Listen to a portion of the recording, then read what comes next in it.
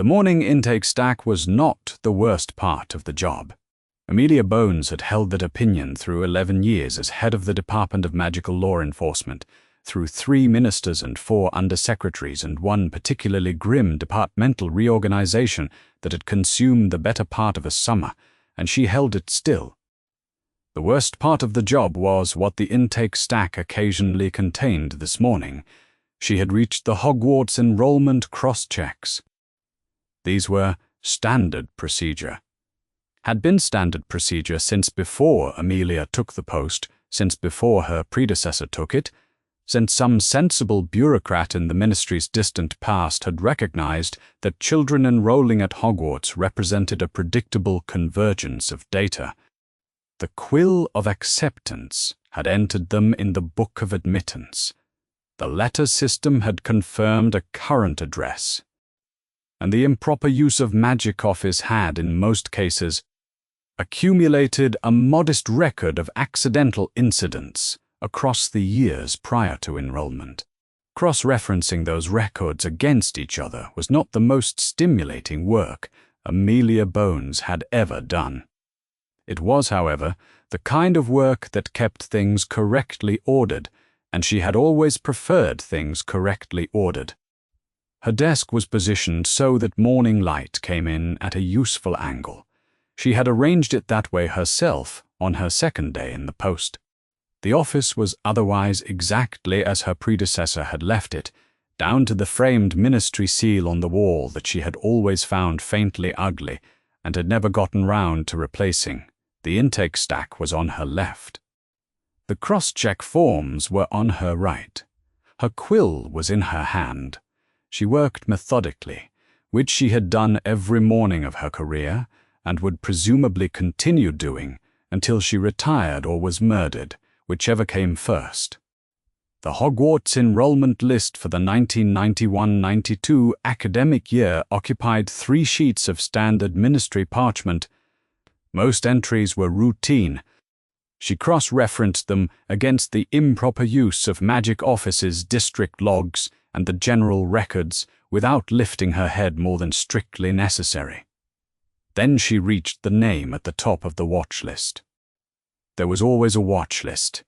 Every department with any operational function maintained 1. Persons of interest, ongoing case files, individuals whose situations warranted elevated monitoring.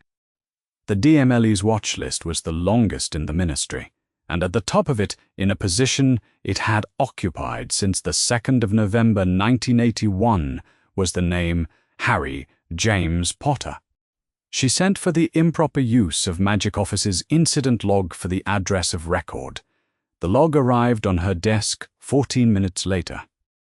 Her assistant set it down without comment, which was the correct thing to do, because Amelia Bones had not built her career on requiring her subordinates to narrate their deliveries.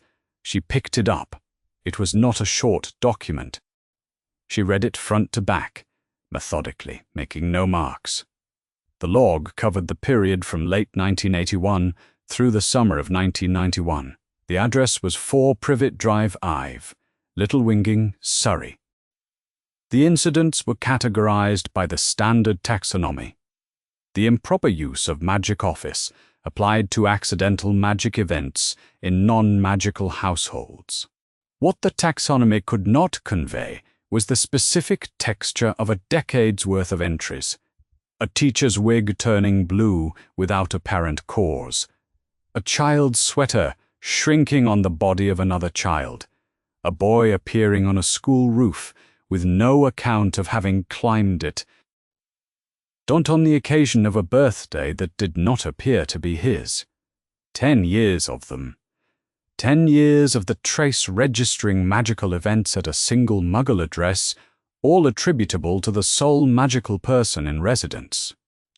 There was no other magical individual at 4 Privet Drive, Ive there had never been. The log was, in this respect, unusually clean. No ambiguity of source, no cross-contamination. Every registered incident belonged to one child. She set the log aside and reached for the St. Mungo's request form. The form was single-sided, with fields for the patient's full name, date of birth, and address of record. Amelia filled it out with the economy of a person who had completed many thousands of such forms and saw no reason to perform the process. Harry James Potter, born the 31st of July, 1982. Address, 4 Privet Drive, Ive, Little Whinying. She sent it off and continued working on the remaining cross-checks while she waited. The reply came back in just under an hour. It was brief. No record, no admission, no visit. No inquiry received, no inquiry responded to, no healer assigned, no file opened. Harry James Potter did not exist in the St. Mungo's admissions department's records. He had never existed there. 10 years of documented magical life, 10 years of accidental magic events, logged by the trace at a Muggle address, and not a single one of those events had produced so much as a preliminary consultation with the wizarding world's foremost hospital. Not once. Amelia set the reply down on her desk. She looked at it for a moment without moving. Then she sent for the Hogwarts letter file. The letter file was maintained by the Hogwarts Enrollment Liaison Office, which was technically a sub-office of the Department of Magical Education, which meant that the request crossed 2 departmental lines and theoretically should have taken until at least the following morning. It arrived in 23 minutes, which was faster than strictly regulation, but not unusual when the request came from the DMLE on a named individual. The file contained a single copy of the enrollment letter, forwarded to the liaison office from Hogwarts as part of the annual administrative record. The envelope bore the delivery address in a precise, even hand. Potter, the cupboard under the stairs, 4. Privet Drive, Ive, Little Whinging, Surrey. She read it once. She read it a second time. She set it down and read it a third time, carefully, making certain she had not misread any word, because the alternative, the only alternative, was that the word was exactly what it appeared to be. Amelia Bones had a square jaw and very short grey hair, and a monocle she had worn since her left eye began giving her trouble. She was not given to visible reactions. She had learned early that visible reactions made difficult rooms harder to manage, and she had spent her career in difficult rooms. She looked at the address on the envelope, and her expression did not change. Her quill was still in her hand. She set it down on the desk, carefully, in the groove beside the inkwell where it lived. When she was not using it in front of her was the improper use of magic office log for 4 Privet Drive, Ive. Beside it was the St. Mungo's nil reply. Beside that was the envelope bearing the address that was precisely what it said it was. A decade of accidental magic incidents, clean and logged, and attributed to 1 child. No medical file. No visit. No record. A cupboard. 3 documents. 3 columns that should have read differently. Amelia Bones sat at her desk in the Ministry of Magic with the morning light coming in at the correct angle, and she did not reach for the next file in the stack. She did not move for a long time. The formal inquiry went out on ministry letterhead, which was cream-coloured and embossed, and, in Amelia's opinion, somewhat too grand for the quantity of mundane correspondence it carried every day. She had composed it herself rather than dictating it to her assistant, which was not strictly necessary, but felt, in this case, appropriate. Some requests you did not want paraphrased. The inquiry addressed the head of the St. Mungo's admissions department directly. It was precise because precision was the only thing a formal inquiry was for. Any and all records pertaining to the patient, Harry James Potter, born the 31st of July 1980, for any date, any ward, any healer, any intake classification, any inquiry received, any referral made, from She was not requesting a summary. She was requesting the file in its entirety. She already knew what the file contained. She needed it on paper. While she waited, she completed the remainder of the morning's intake work, which was not particularly interesting, but was better than not completing it.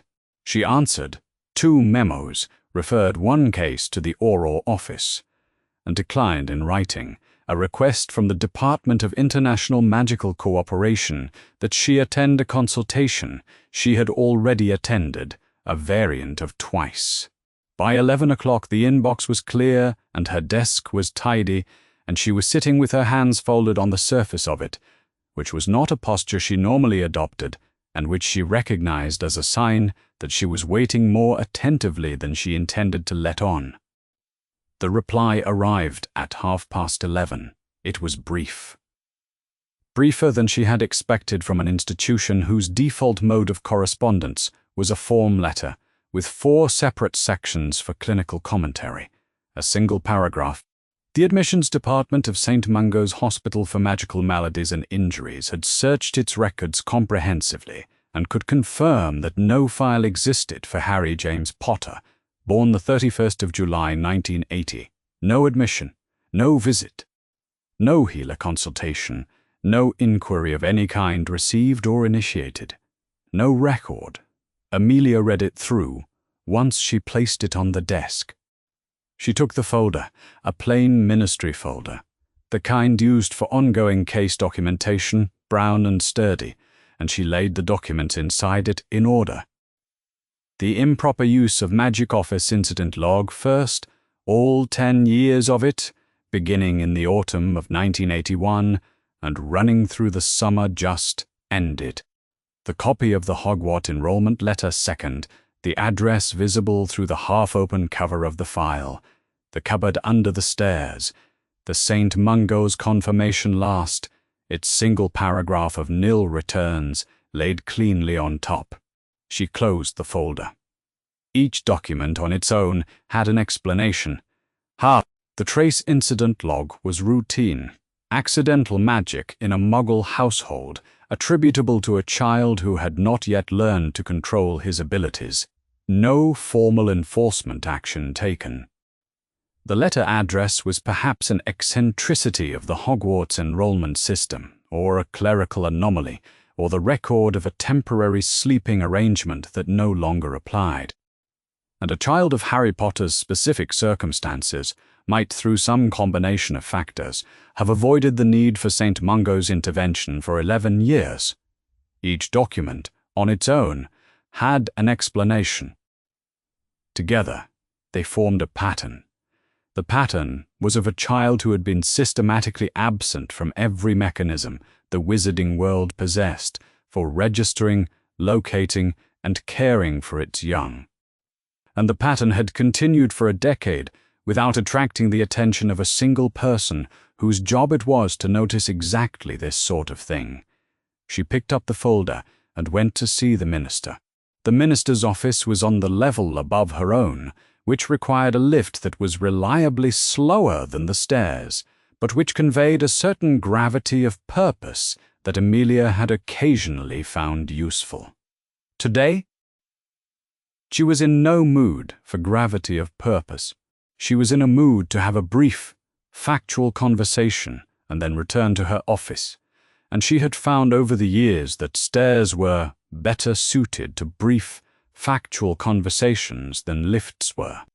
The minister's secretary ushered her in after only a short wait, which was the ordinary courtesy extended to department heads, and which Amelia neither valued nor resented as such. She sat down in the chair across the desk and placed the folder in front of her, not on the desk itself, but on her own lap, because she was not yet opening it. She stated the situation in the terms she had prepared. Harry Potter had been enrolled at Hogwarts in September.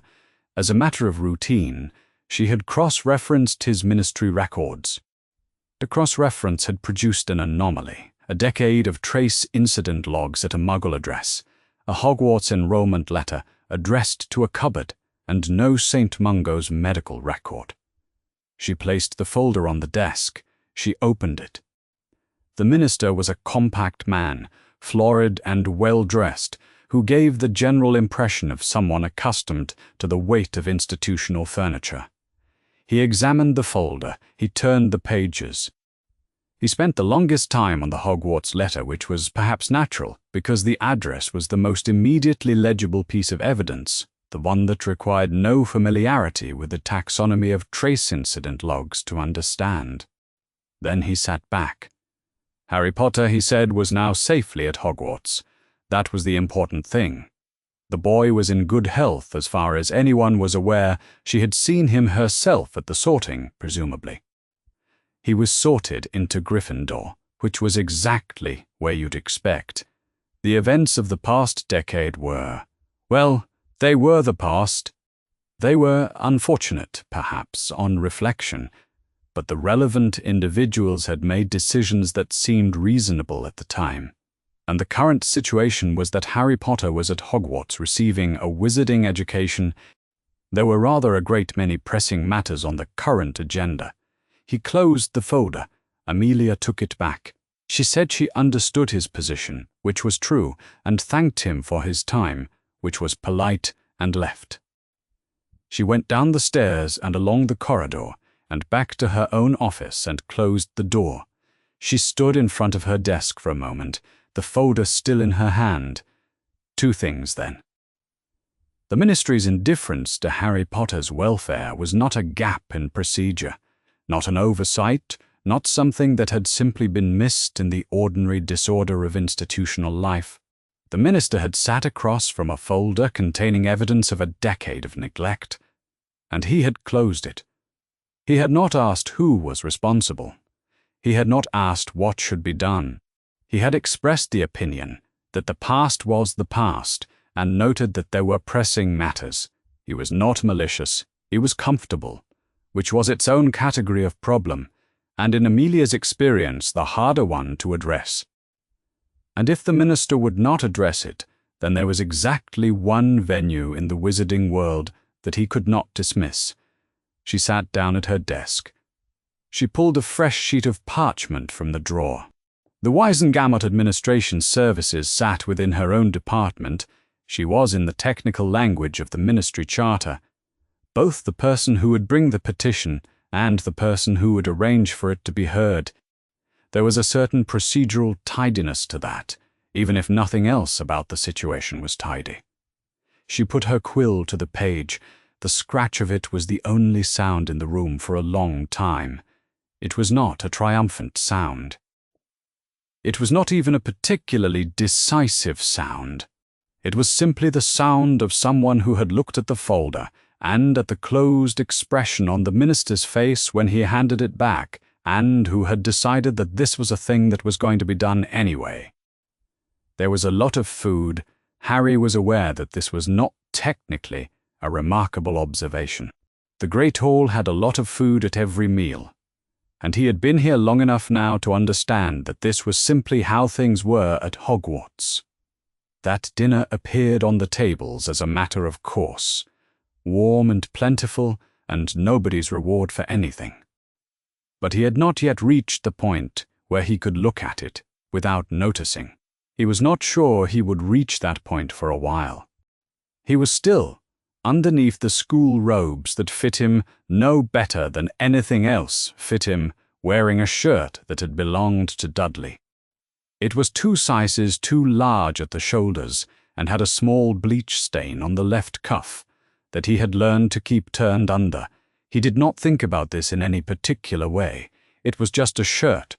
Across the table, Neville Longbottom was helping himself to roast potatoes with the focused efficiency of someone who had been eating institutional food for a month and had developed firm opinions about which dishes were worth arriving first for. He was round-faced and a little plump and wore the look of a person who was thinking about something while also thinking about potatoes. "I went to see my parents on Sunday," Neville said, in the tone of someone reporting a weekend errand. "My grandmother took me, Ron, who was to Harry's left and was tall for 12, and had a long nose and red hair and a perpetual air of someone who had not entirely finished a thought he'd started 3 minutes ago, looked up from his plate. "Are they any better?" "No," Neville said. He did not say it sadly, exactly. He said it the way you said a thing you had said many times before and had made a certain peace with. "They're never really better, but I like going." Harry looked between them. "Where did you go?" "St. Mungo's," Neville said. Harry had no immediate response to this because he had no idea what it meant. He had gotten reasonably good at the specific facial expression that allowed him to nod without committing to any position on whether he understood a thing. But Ron caught it anyway. "The Wizarding Hospital," Ron said, "in London." "Right," said Harry. "I knew that." He had not known that. Neville's expression suggested he was aware Harry had not known that and was being polite about it, which Harry appreciated. "It's where my parents live," Neville said, and something in the simple way he said live rather than stay or are kept made. Harry understood that this was a word Neville had chosen carefully, a long time ago and stuck with. What happened to them? It was the sort of question Harry would not have asked a month ago, before he had learned that the wizarding world had a war in it that had ended before he could walk, and that the war had ended very specifically because of something that had happened to him. He had since gathered that asking about the war was permitted. The war, unlike most things Harry had been curious about at Privet Drive, was apparently a subject people were willing to discuss. They were auras, Neville said. They caught dark wizards during the war. Some Death Eaters tortured them.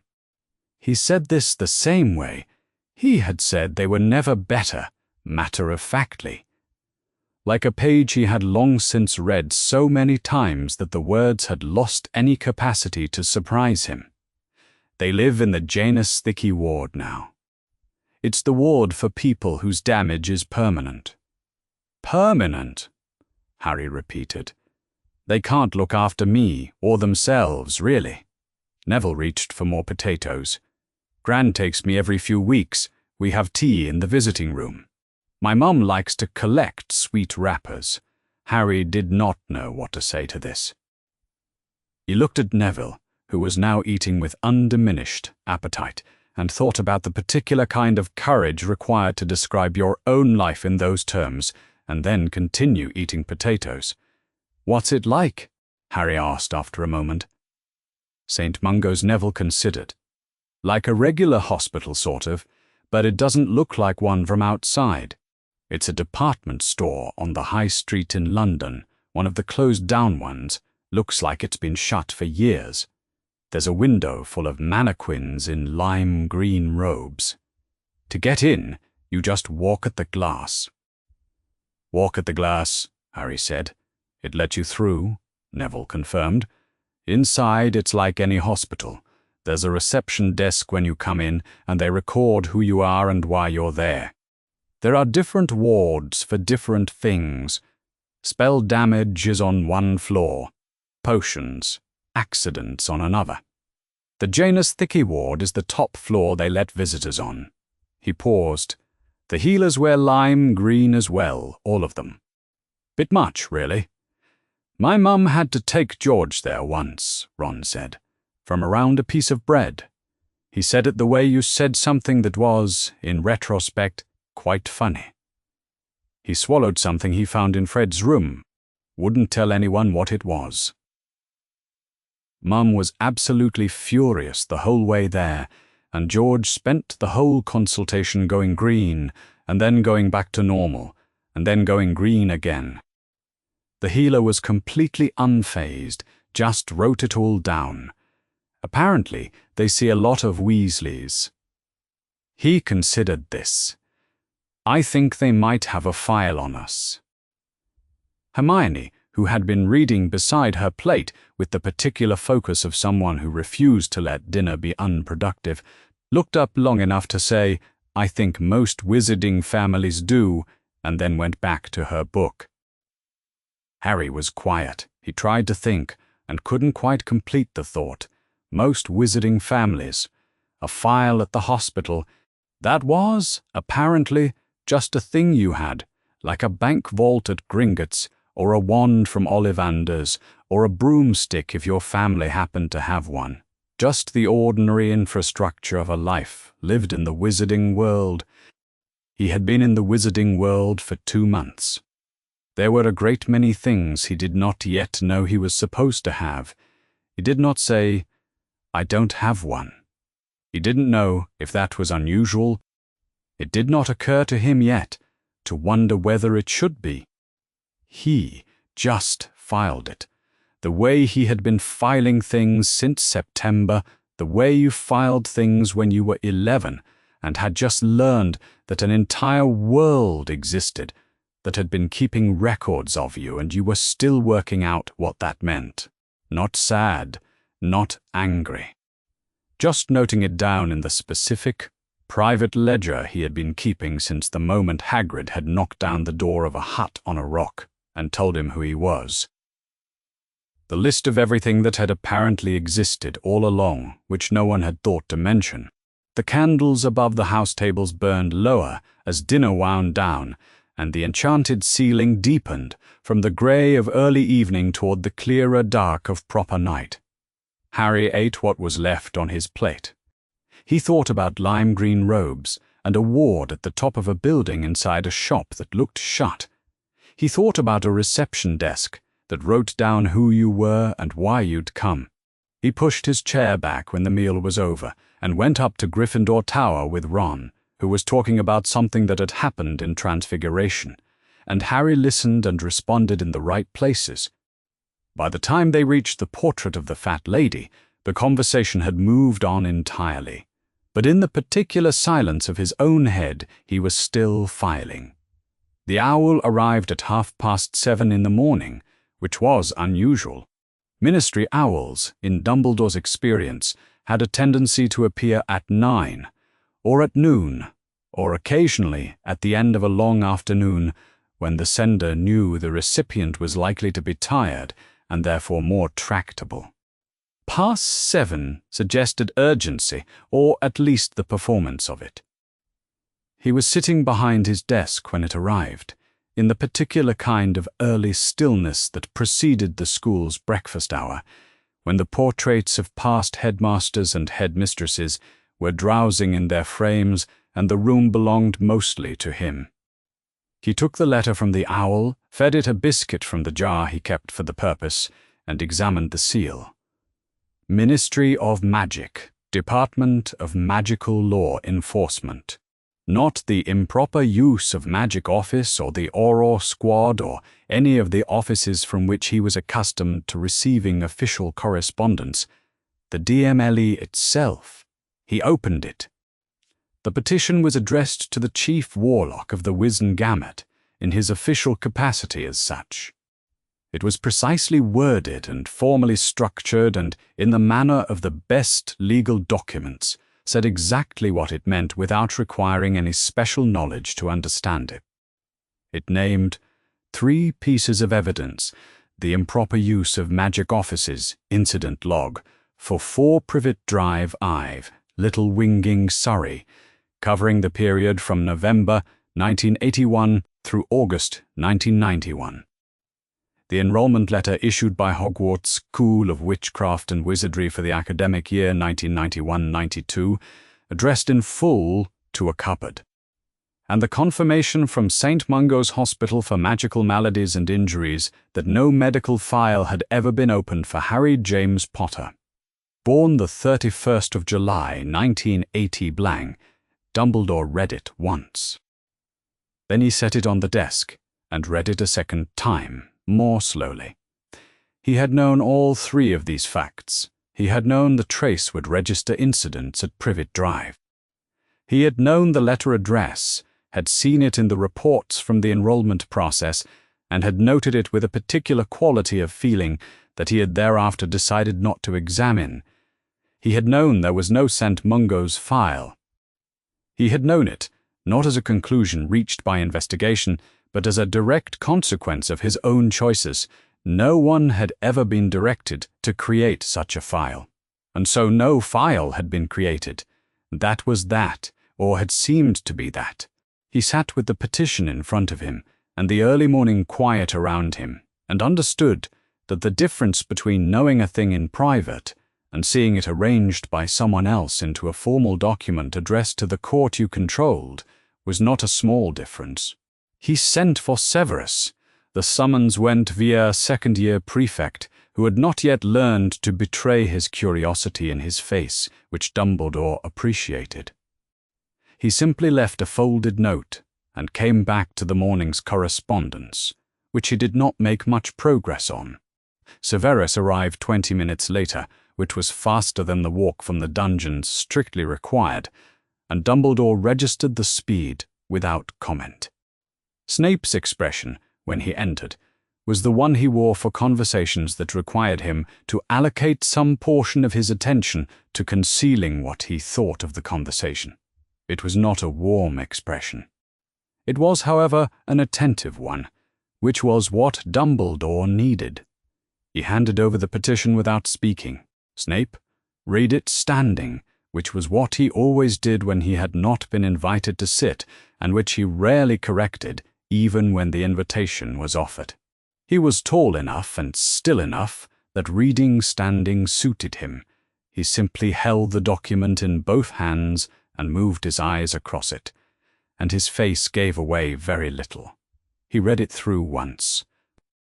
He turned back to the first page and read a portion of it again, which meant something had caught his attention. Then he held it out. "The blood protection argument," he said. His voice was level. Not cold, exactly, just stripped of anything that wasn't strictly relevant to the matter at hand. It addresses Voldemort's reach. It says nothing about medical care. No, Dumbledore agreed. Snape set the petition on the desk with a precision that communicated something without articulating it. He was not looking at the document now. He was looking at the surface of the desk beside it, with the particular quality of attention of someone cataloguing the facts of a situation, rather than allowing himself to respond to them. The argument is not wrong. It is only incomplete. He did not say anything else. He did not notably say anything about Harry, not his name, not a reference to the boy currently sleeping 4 floors above them, not an observation about the cupboard or the absence of a medical file, or what 10 years at a Muggle address with no wizarding contact would have meant in practice. He did not express concern. He did not express satisfaction. He expressed a precise and very quiet recognition of what the document was, and then he folded it back into itself. "Will you respond formally?" he asked. "Not yet," Dumbledore said. Snape nodded once, without particular emphasis, and left the room. He did not wait to be dismissed. He rarely did. Dumbledore sat alone in the quiet for a little while after the door closed. The thing about Severus was that he had a way of reading a situation down to its essential structure before anyone else in the room had finished reacting to its surface. The blood protection argument was not wrong. Dumbledore believed this as thoroughly as he had believed it in the autumn of 1981, standing on a cold pavement with a letter in his hand and a sleeping child. He was about to leave in the care of people who had not asked for him. The protection was real, the magic was real, the necessity at that moment had been real. The petition was also real. He pulled a fresh piece of parchment from the drawer and dipped his quill. He did not write to the Chief Warlock of the Wizengamot. He wrote to Amelia Bones, head of the Department of Magical Law Enforcement, from Albus Dumbledore, headmaster of Hogwarts, not Chief Warlock, not Supreme Mugwump, not any of the other designations that would carry institutional weight. Just himself, by name, requesting a private meeting before any formal session of the Wizengamot was convened. The framing mattered. He was not invoking his authority as Chief Warlock to halt the petition or delay its progress. He was not threatening or maneuvering. He was asking for a conversation as one person to another, and leaving the decision about whether to grant it entirely with her, because he did not think he had the right to do anything else. He signed it, folded it, sealed it, and addressed it to the DMLE. The owl he sent it with was one of the school's, not a ministry bird, which was a choice Amelia Bones would notice and which was also accurate. He was writing as himself. He looked at the petition after the owl had gone. It sat in the center of his desk in the early morning light, formally addressed to his office, formally documenting 3 facts that he had known for 10 years and kept within his own reasoning without sharing them with any court. The Wizengamot Charter of Rights was specific on one point that had always struck him. In the abstract, as the provision most likely to cause difficulty, the accused had the right to present witnesses. He had never had occasion to think about it in the particular. He was thinking about it now. If the matter proceeded to a formal session, he would need witnesses. Not character witnesses. Character was not the question. The question was the blood protection, and whether its logic extended to justify the specific decisions he had made about Harry's invisibility in the wizarding world, and what evidence existed for any of it beyond his own word. Fawkes stirred on his perch in the corner of the room, rustling his feathers in the way that usually indicated the bird was preparing to burst into flame, and didn't see why the disruption shouldn't be shared. Dumbledore did not look up. He was thinking about witnesses, and the question of whether any of them would help. Amelia arrived 7 minutes early, which was not a statement about Dumbledore specifically. She arrived 7 minutes early for everything. It was a habit she had developed as a junior aura and never lost. Because, being in a room before the other person gave you time to arrange your materials, observe the exits, and arrive at a settled stillness before the conversation began. Settled stillness was useful in difficult conversations. It was harder to unsettle someone who had already been sitting quietly for 7 minutes. The meeting room was on the 4th level, one of the small conference rooms the ministry kept for internal matters that required privacy without the formality of an official chamber. There was a rectangular table, 6 chairs, a single window overlooking a charmed interior courtyard that cycled through weather independent of anything happening outside. Today, it showed a mild grey morning that had no specific relationship to November, which was what November looked like in London, and Amelia found it faintly irritating. She placed the folder in front of her. She waited. Dumbledore arrived at the agreed time exactly, which she noted without surprise. He was taller than she remembered from the formal contexts in which she had encountered him, though she was not sure why she should be surprised by that. The Wizengamot chamber's elevated benches had a way of making the chief warlock's seat seem distant rather than commanding.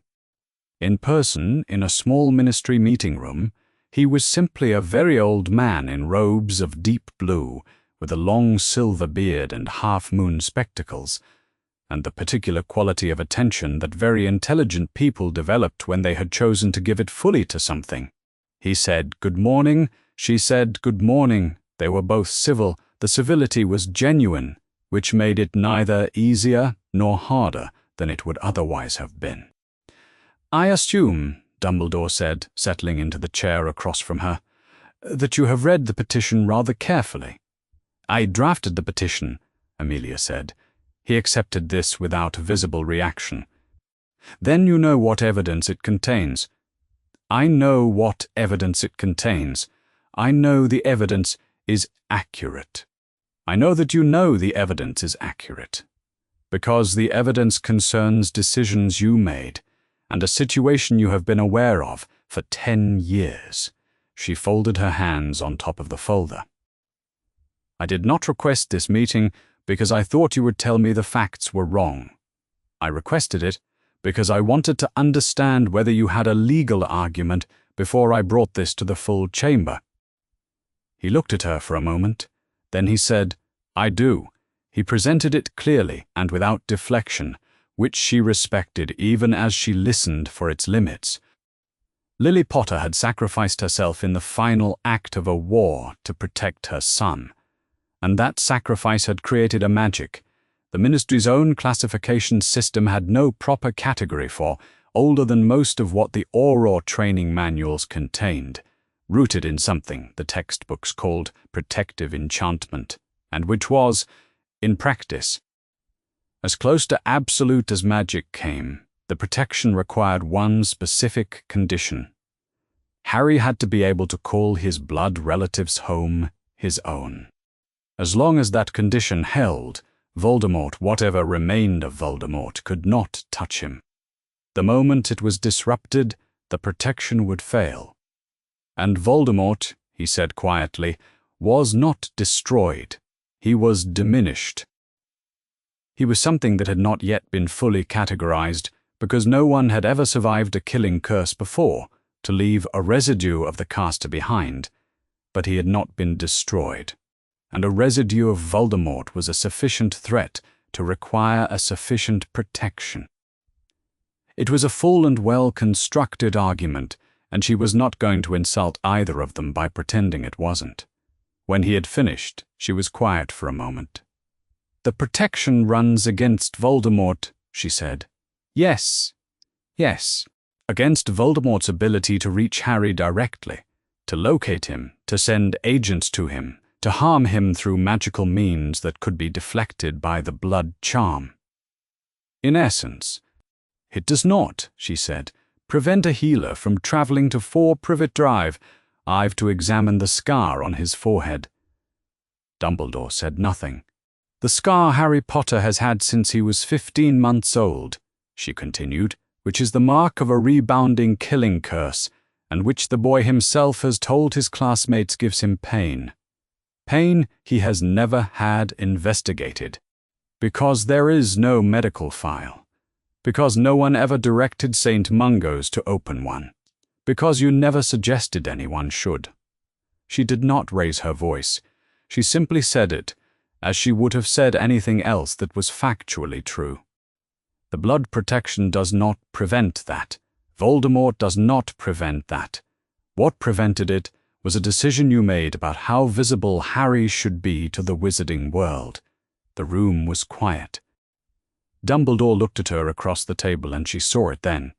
Not in his face, which had not changed in any particular way, but in the half-second between her question and his response. A pause. The kind of pause that was not about gathering words, but about a person recognizing that they had reached the edge of the argument they had prepared, and were now looking at the territory beyond it. He said, after that pause, "The attention surrounding Harry Potter has always been considerable." "Yes," Amelia said. "The wizarding world's relationship with him, at this point in his life, is not one I would have described as healthy. The press, the expectation, the weight of being. What people believed he was, before he was old enough to understand any of it. That is a concern about his emotional welfare," Amelia said. "But it is a different concern from the one the blood protection argument addresses, and it does not appear anywhere in that argument. You have just offered me a second reason for your choices, which suggests the first reason did not cover everything." He was quiet for longer this time. "No," he said finally. Perhaps it did not. She had not expected him to concede that. She had expected another clause in the existing argument, another layer of magical theory, another way of framing the same position. The concession was not large.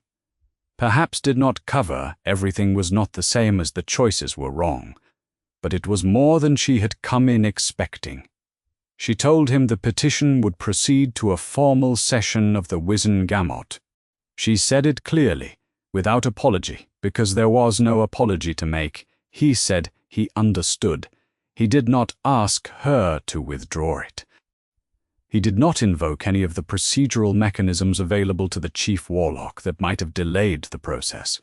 He simply said he understood and thanked her for granting him this meeting, and stood to leave. She walked back through the ministry corridors afterward at her usual pace. There was nothing triumphant about the walk. The argument had done what she had expected it to do, and the meeting had ended the way she had expected it to end, and the petition would proceed, which was also what she had expected. But she was thinking about the pause. She had cross-examined people for most of her professional life, and she had learned to read pauses the way other people read expressions.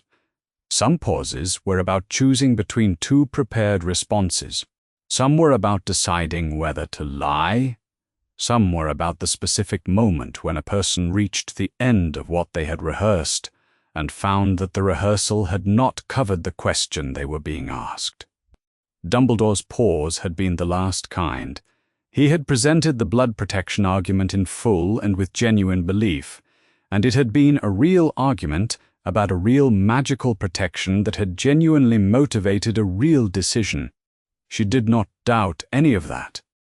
But the argument had stopped where it stopped, and what lay on the other side of it.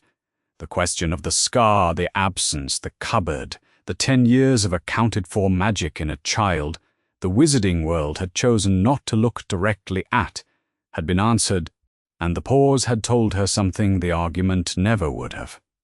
She had what she needed for the formal session. She did not feel good about having it.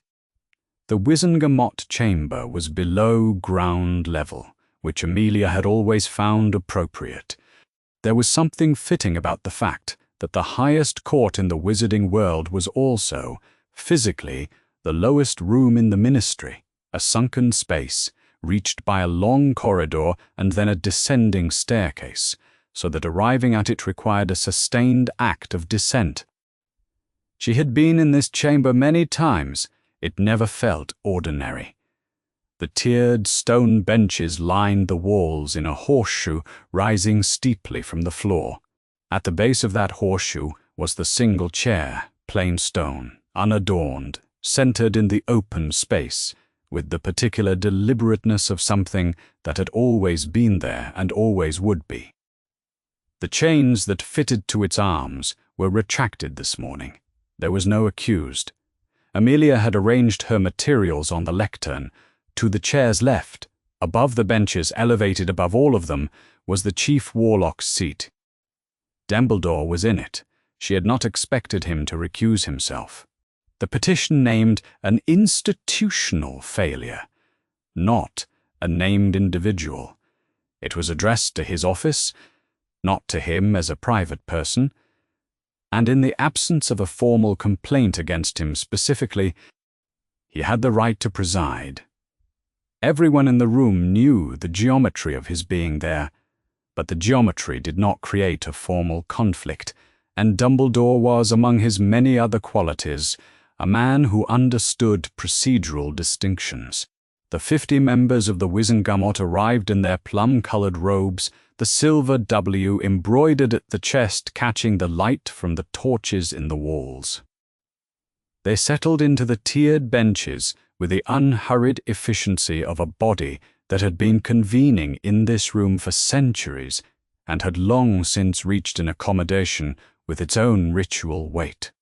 Some of them she recognized easily. Colleagues, people she had appeared before in formal capacity, people whose voting records she had studied. Some she knew only by sight. 50 people in identical robes, which was the point of identical robes, to suggest that the court spoke as one rather than as 50 individuals with their own private opinions about the matter before them. She waited until they had settled, then she began. She presented the evidence in the order she had arranged it, the improper use of Magic Office's incident log first, because it was the foundation. She read selected entries aloud. Not all of them, because the log ran to many pages and the point was the pattern, not the accumulation. A glass pane vanishing from a zoo exhibit in the summer of 1982. A sweater shrinking on a child's body in the winter of 1983. A boy appearing on a school roof in 1988, with no account of having climbed it. She read the location, 4 Privet Drive Ive, Little Winging, Surrey, each time repeated to establish that the address was constant, that the magical activity was continuous, that the same child had been producing detectable accidental magic for a decade, and that Trace had logged every instance. The members listened, a few made notes, most simply watched her. She moved to the enrollment letter. She did not describe the address before she read it.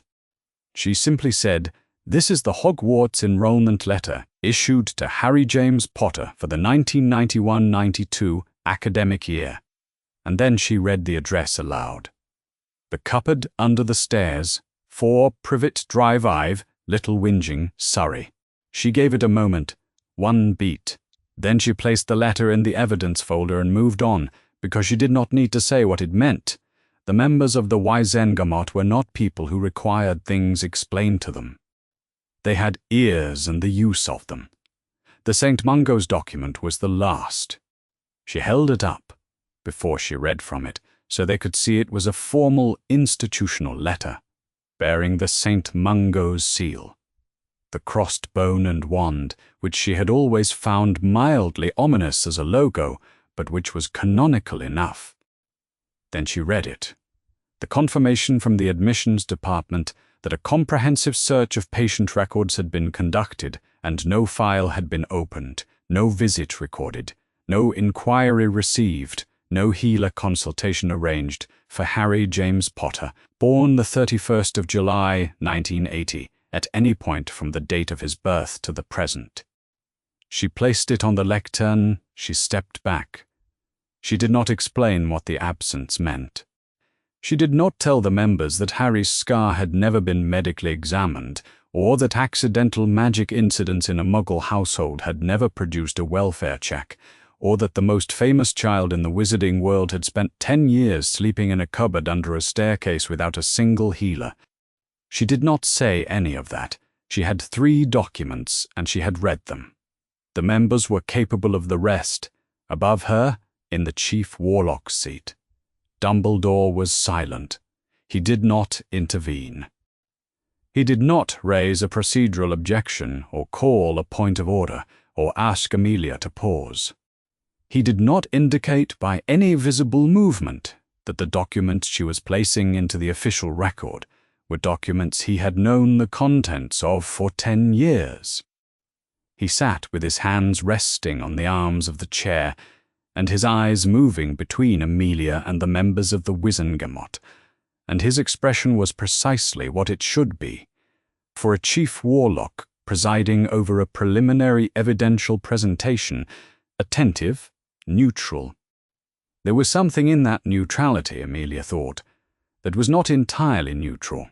There was a quality of stillness in it that required more effort than stillness usually did. She noticed it and did not draw attention to it because it was not evidence.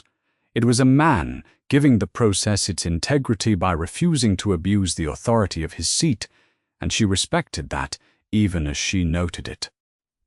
One of the members, a grey-haired witch in the 2nd tier, whose name Amelia knew to be one of the longer-serving members of the court, raised her hand. "What remedy are you seeking?" Amelia had prepared for this question. She had known it would come, and she had been deliberate about her answer, because the scope of what she was asking for mattered enormously. "Not punishment," she said. "The petition names an institutional failure, not a criminal act. I am not seeking censure of any individual or removal of any person from any position. I am seeking 2 things.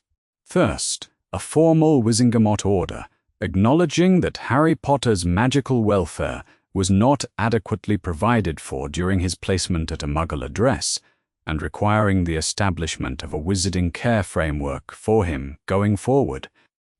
Second, an order directing St. Mungo's to open a medical file for Harry James Potter, effective immediately, so that the wizarding world's foremost hospital has a record of its most prominent young citizen. I am not asking this court to remove Harry Potter from Privet Drive. I am not asking it to revisit the reasons he was placed there. I am asking it to open a file. A file is the smallest act of recognition available to this court." She looked up at the tiered benches, at the 50 plum-robed members who were looking back at her. "That is what I am asking for." The member who had asked the question wrote something down. The Wizengamot voted to proceed to a full hearing. The vote was not unanimous, but it was decisive.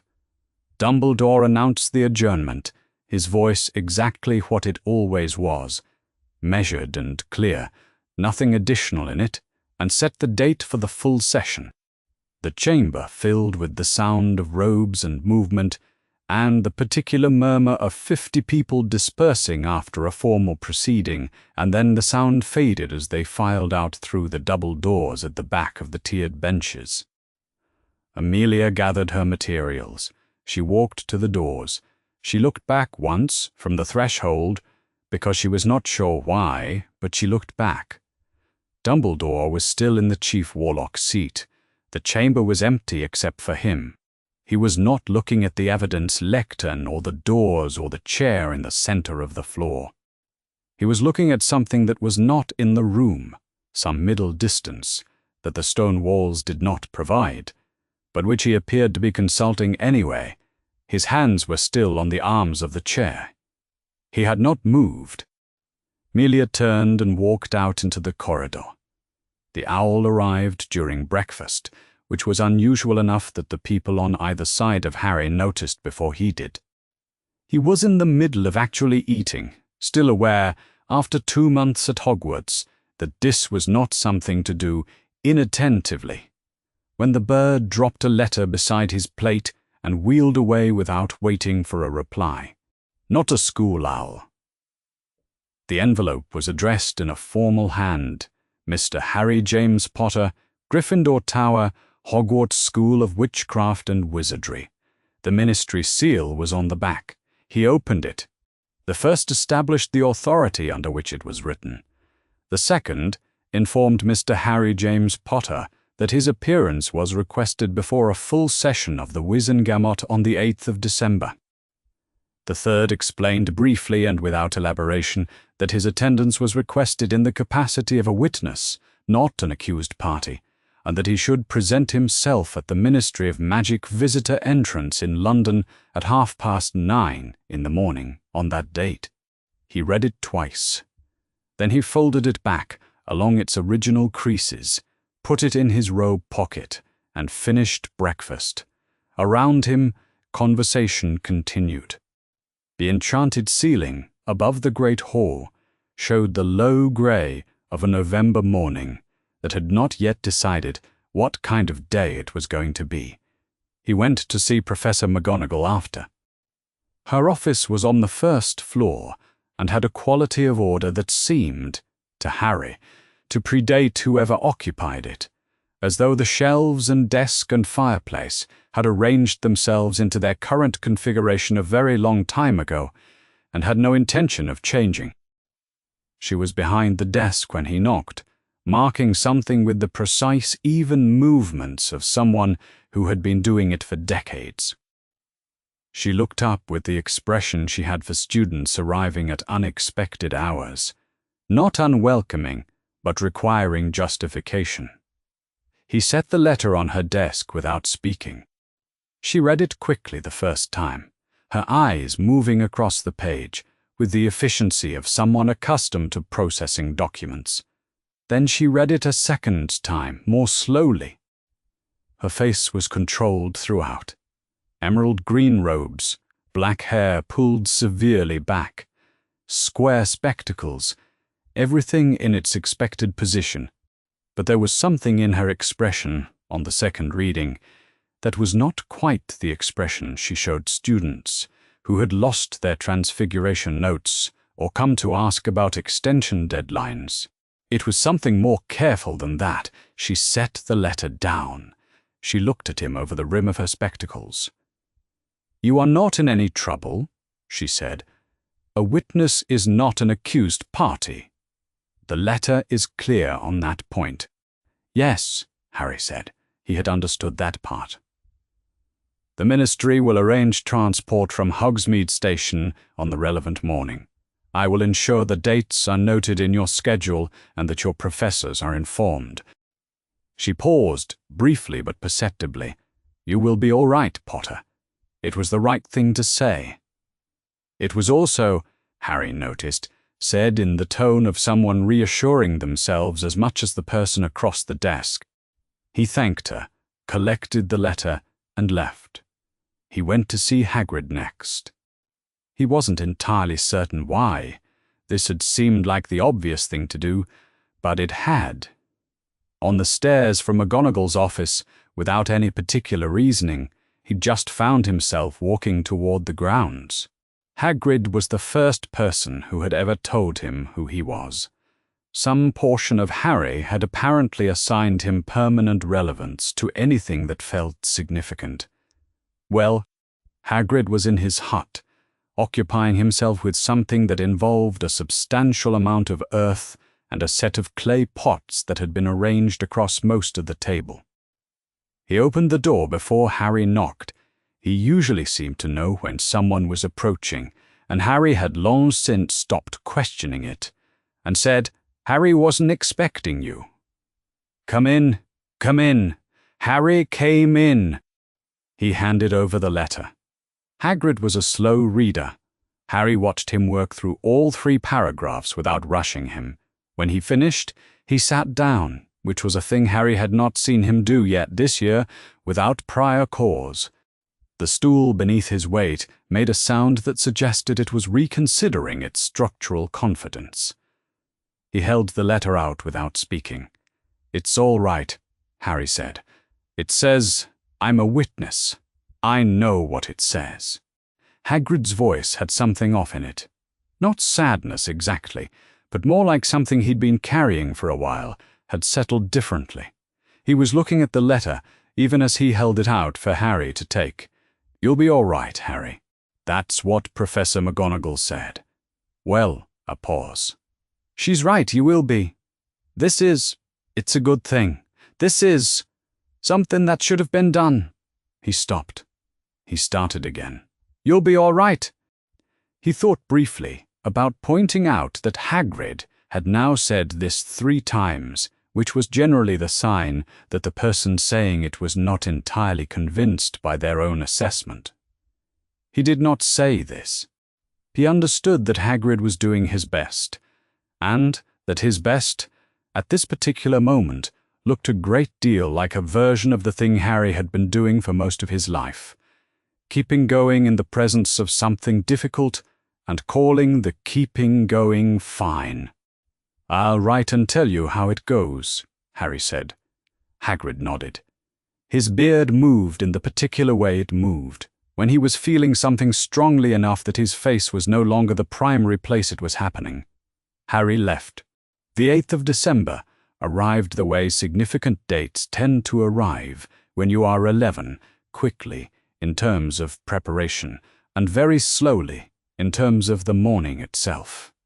He was at Hogsmeade Station before 7, with the letter in his inner pocket and an authorization note from Professor McGonagall that explained his absence to any authority who might require it. He took the train alone, in a compartment that filled with frost-edged fields and pale sky, and the particular silence of an empty carriage on a cold morning. King's Cross.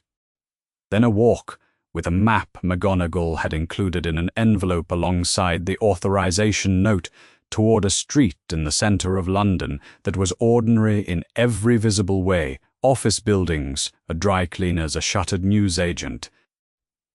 He stood on the pavement for a moment. He was wearing Dudley's old grey jumper, which was the jumper he'd happened to be wearing when the letter arrived, and which had since become, without any particular decision on his part, the thing he was going to the ministry in. It was 2 sizes too large at the shoulders. The cuffs had been turned up to keep them from covering his hands, and were beginning to fray at the fold. He was wearing it over the clothes underneath it, because it was December, and it was cold, and it was what he had. He opened the door of the telephone box and stepped in. He dialed the number he'd been given. A cool, impersonal voice said, "Welcome to the Ministry of Magic. Please state your name and business." "Harry Potter," he said. Witness. The floor dropped, and he descended in a small lighted box through the dark beneath the street. He arrived in the atrium alone. It was long and gold-lit, with a ceiling so high that the far end of it was slightly hazy, and a black marble floor that reflected the light back so that everything happened twice, once in the room and once in the floor below it. A fountain occupied the center, its statues gleaming.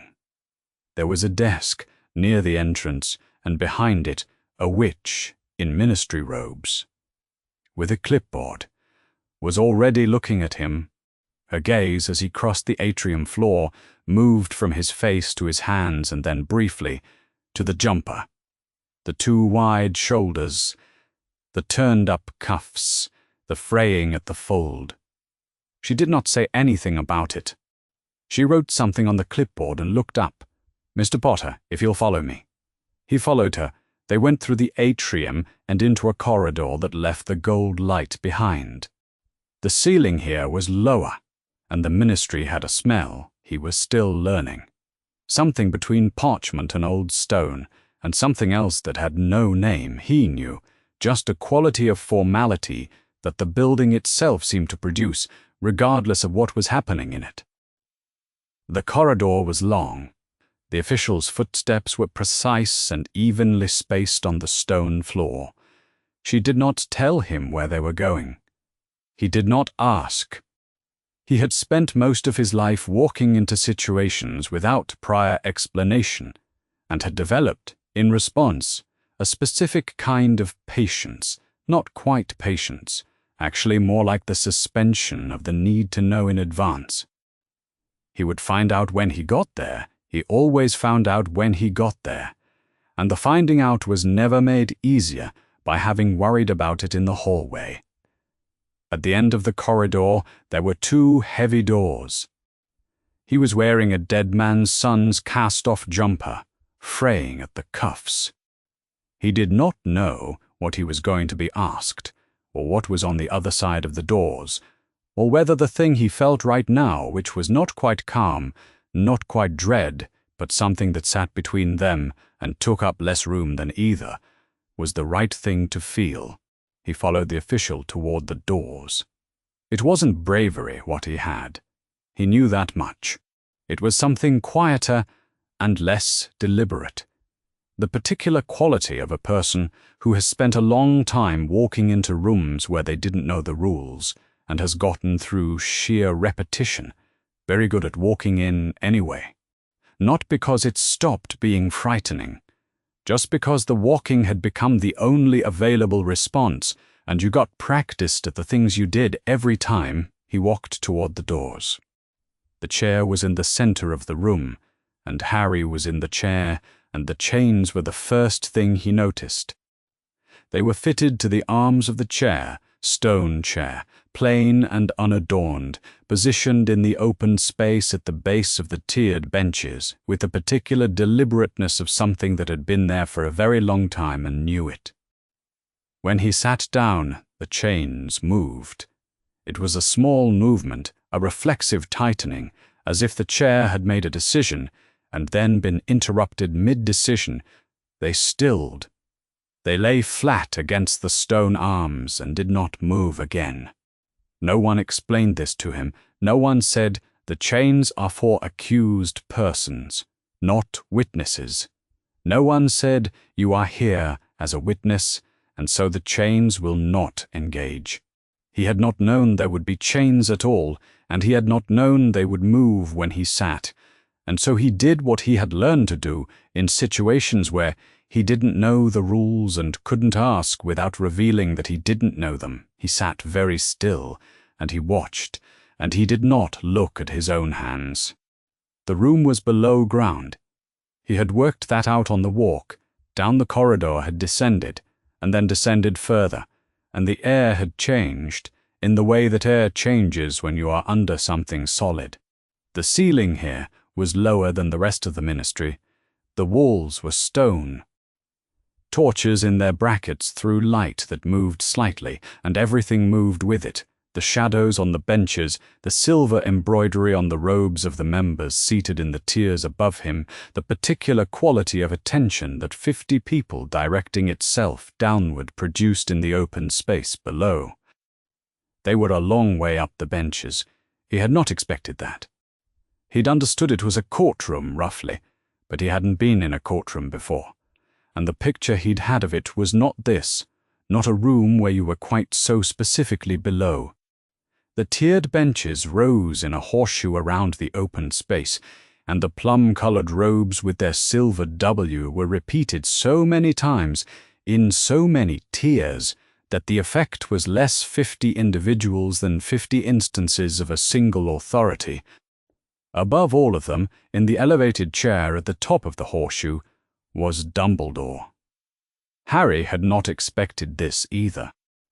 He knew Dumbledore was the chief warlock.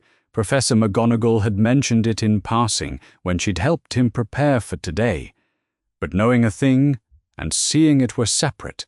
In the Great Hall or his office, Dumbledore occupied a specific scale.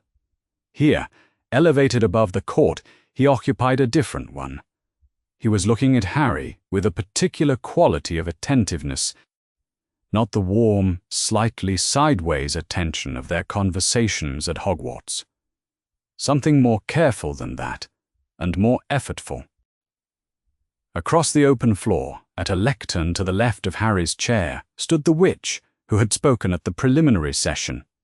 Amelia Bones, square-jawed, her hair cut very short and very grey, a monocle fitted to her right eye.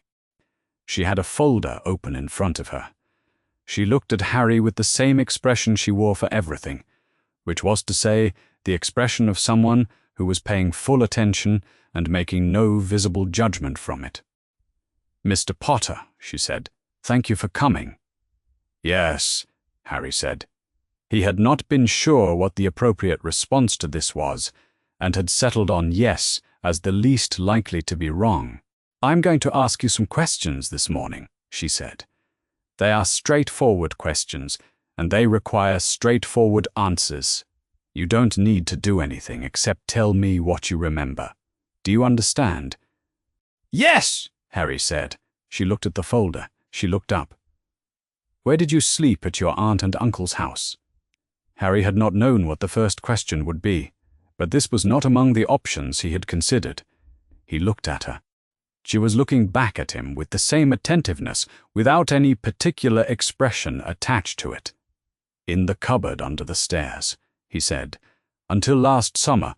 Then they gave me Dudley's second bedroom. She wrote something." "The cupboard under the stairs," she repeated, not as a question.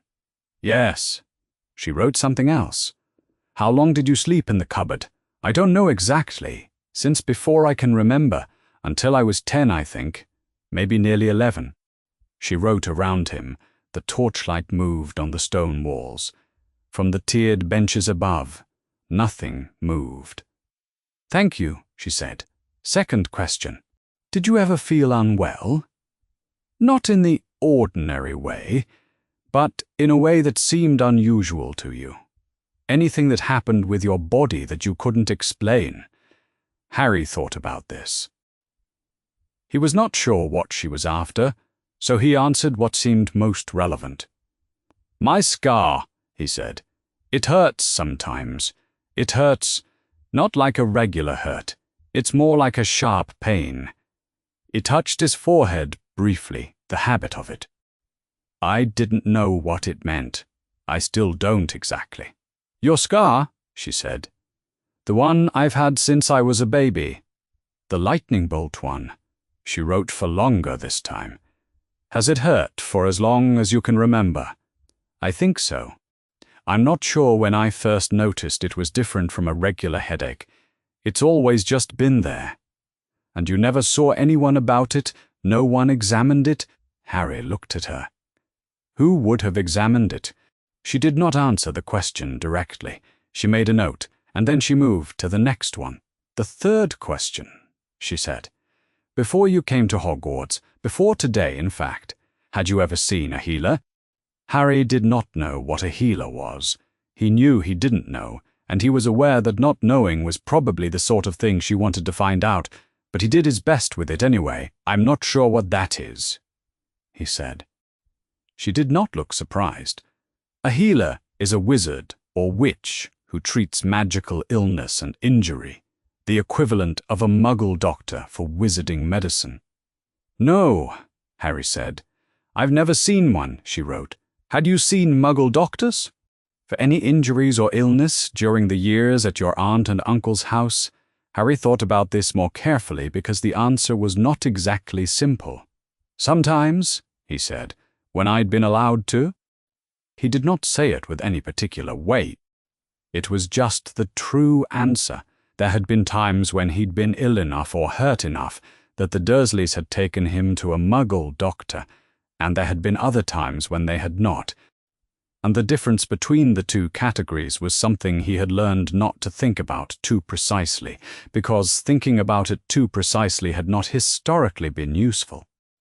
He said it the way he said most things about Privilege Drive, matter-of-factly, because the facts were what they were, and he had long since ceased to be surprised by them.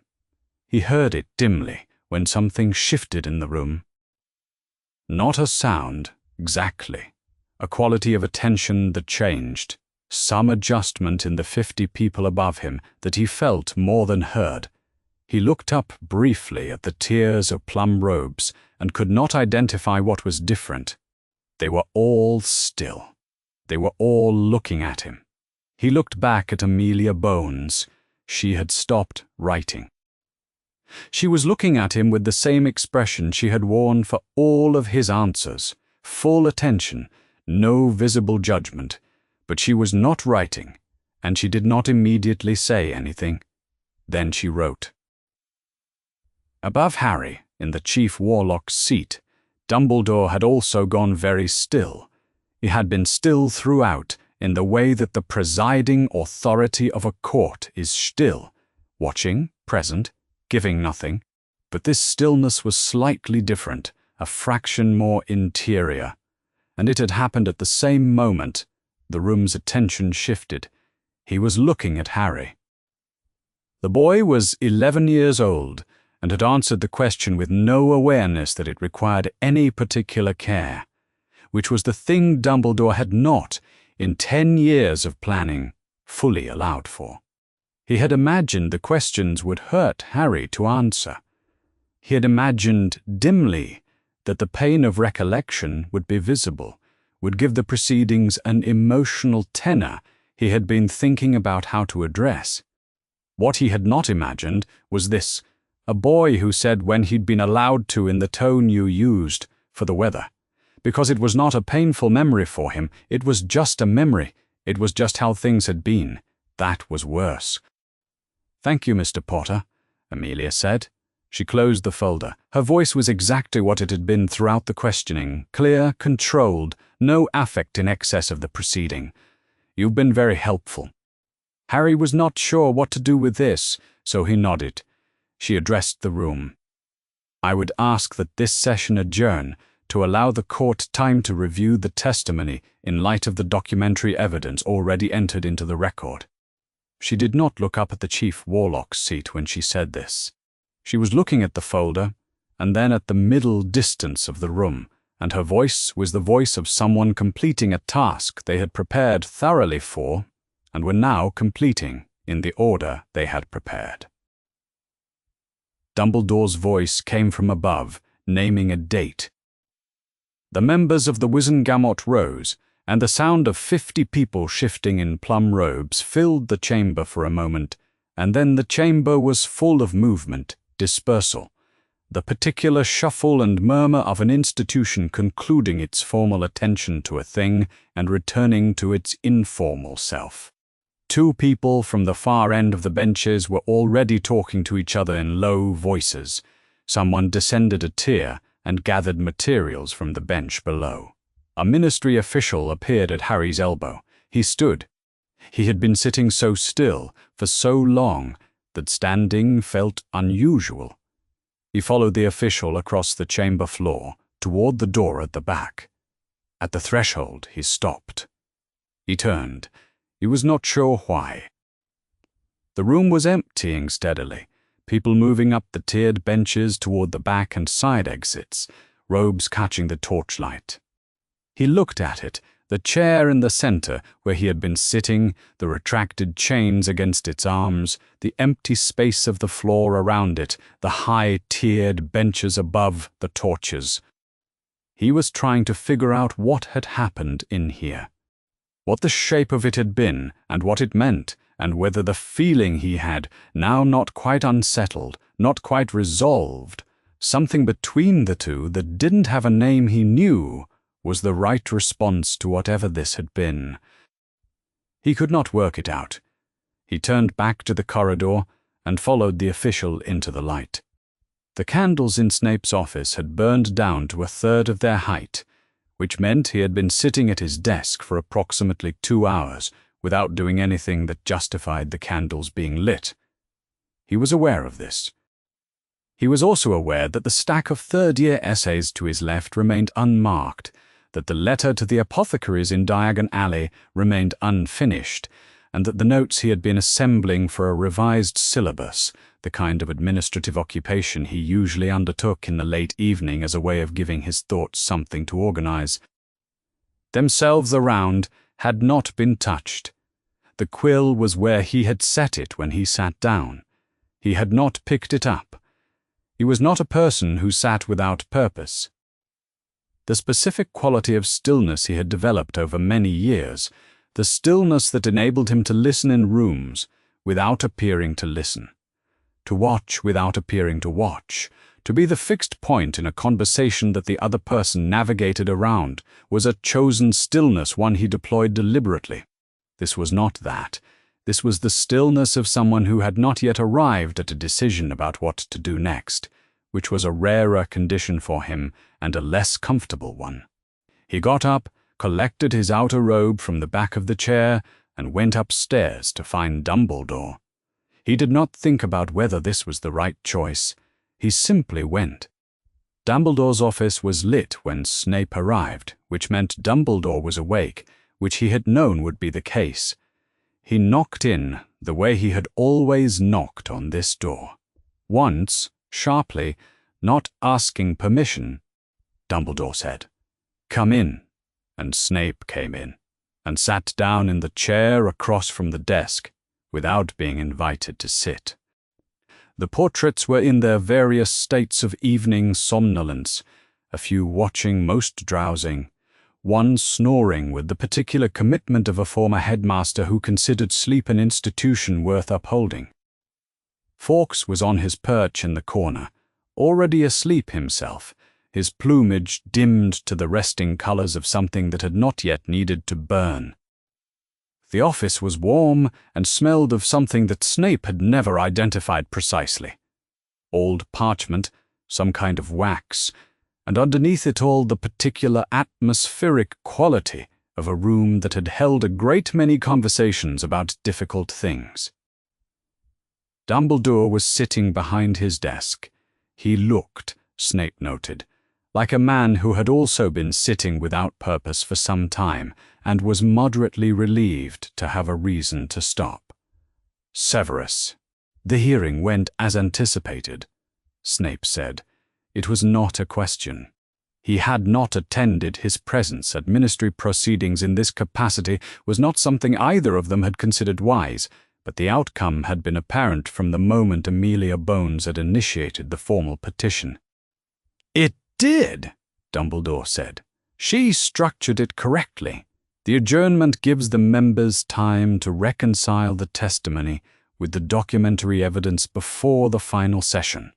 They will have had several hours to arrive at their own conclusions before anyone tells them what to conclude." He was not looking at Dumbledore as he said this. He was looking at the desk surface, at the specific arrangement of objects on it. Quill, inkwell, the folded letter that had been there since that morning. A small astronomical instrument, whose function he had never inquired about. "She has been thorough." "She has," Dumbledore agreed. "The blood protection argument will receive its hearing at the final session. You'll present it yourself, presumably." I expect so. It has force on the question it addresses. Snape said this without particular inflection. It was a factual assessment. He had said something similar when he read the petition, and he was not inclined to revise it. Now the room was quiet for a moment. In the corner, Fawkes shifted on his perch and settled. Snape was quiet because he was deciding how to say the next thing. He was aware that there were several possible framings for it, and aware that he had opinions about most of them, and aware that the only framing that would be useful in this room was the factual one. He chose it. The boy said his scar gives him pain, he said. He said it in the hearing. He said it without any expectation that this was remarkable information. I know, Dumbledore said. He doesn't know what it means. Evidently no one has suggested to him that it might mean anything. He paused. The killing curse does not leave marks, as a rule. There are no marks on his parents. There is no record, as far as I am aware, of the killing curse ever rebounding before, no prior case to compare against, no established literature on what the rebound might or might not leave behind in the survivor. He stopped. He was not saying, "There is something in that scar that should not be there." He was not saying, "I have read everything I can find about the rebounding of a killing curse and what it deposits and what it does not, and what I have found is that no one knows because this has not happened before." Which means the scar is an unprecedented, magical phenomenon sitting in the forehead of an 11-year-old child who is enrolled at a school where I teach potions. He was not saying any of this because he was not certain of it. He was certain of much less than he would have preferred. What he was certain of was this. An 11-year-old boy had told a room full of wizards that the scar from a rebounding killing curse gave him periodic pain he had never discussed with anyone, and the people best positioned to have asked about that pain were in this room. "No one examined it," Snape said. 10 years. Not once. Dumbledore did not offer a counter. He was quiet, in the way a person is quiet when they are receiving something they have already known in private, and are now hearing said aloud in someone else's voice. "The blood protection was genuine," Snape said. "I am not suggesting otherwise. The reasoning had force.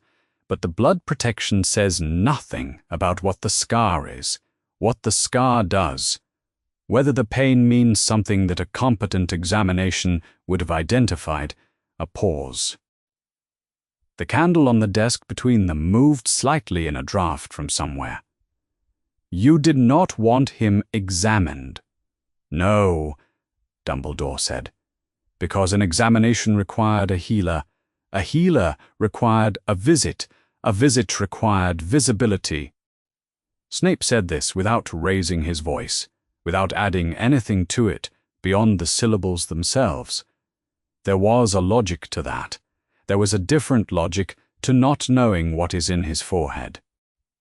Dumbledore was looking at the desk surface in the same way Snape had looked at it earlier, with the quality of attention you give things when you are not actually seeing them, but need something to look at while you think. "I made choices about his invisibility," he said finally, "that extended further than the protection required." "Yes," Snape said. "I understood that they did at the time. I had reasons I found sufficient." "I have no doubt," Snape said.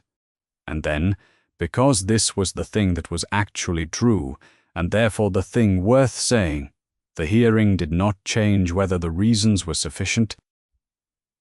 The hearing only produced a room full of people, hearing the boy say things in a tone of voice that should not exist. He answered Amelia Bones's questions about his childhood as though they were questions about the weather. He does not know that any of it was unusual. Dumbledore said nothing. "He will, eventually," Snape said. "When he has enough context, when he has been in the world long enough to have a reference point." He stood. He was not going to say anything else. There was nothing else to say that would be more precise than what he had already said. and less precise would be worse. Whatever is or is not in the scar will need to be looked at by someone who knows what they are looking at. He moved to the door. "Severus," Dumbledore said. Snape stopped. He did not turn. "I know," Dumbledore said. "I am aware." Snape left without answering, because Dumbledore's being aware was not the thing in question. It had never been the thing in question. The thing in question was what had been done with the awareness, and that question had been answered in a different room, earlier today, by an 11-year-old who said, when he'd been allowed to, with no understanding that this was not the ordinary shape of a childhood. He walked back through the castle in the dark. Behind him, in the headmaster's office, Dumbledore did not reach for a quill. He did not reach for the unfinished letter or the stack of correspondence or any of the objects on his desk that were waiting for the kind of purposeful attention he was usually able to bring to them. He sat with the desk between him and the empty chair across from it, and with the portraits drowsing in their frames on the walls, and with Fawkes asleep and restless on his perch in the corner, and he did not do anything at all. The candle burned. The witness room was on the second level, which Hagrid had noted when the official in the atrium told him which floor they were going to. He made a point of noting floor numbers in buildings that were not his own, because buildings that were not his own tended to be built at a scale that required more active navigation than people who fit comfortably inside them generally appreciated. He hit his head on the doorframe, going in. Not badly. He steadied the frame, ducked through the rest of the way and straightened up inside the room. Amelia Bones was already there.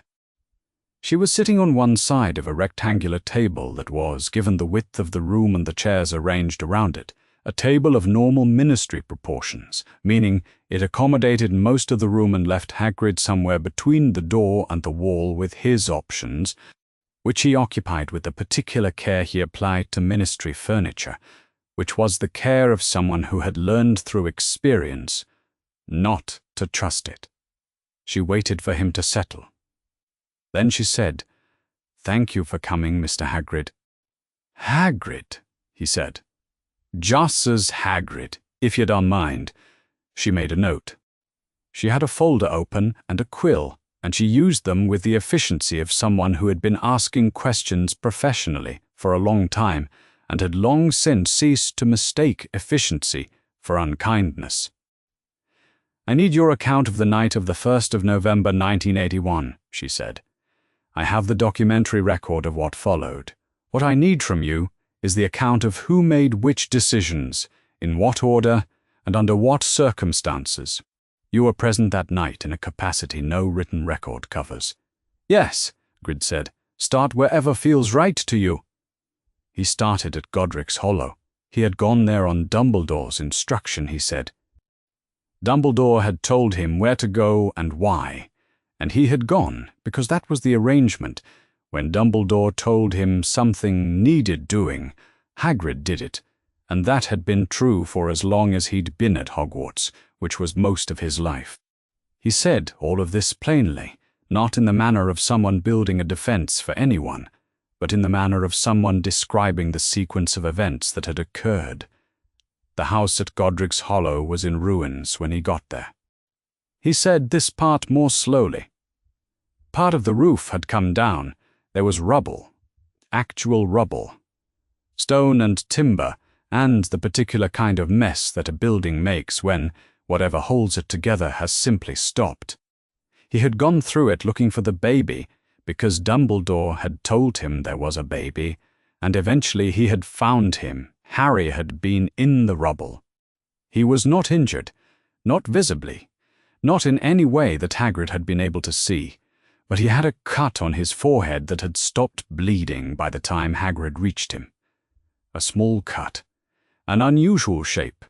Hagrid had not known at that moment what had made it. He had known only that the baby was warm and breathing and looking up at him. He had not called a healer.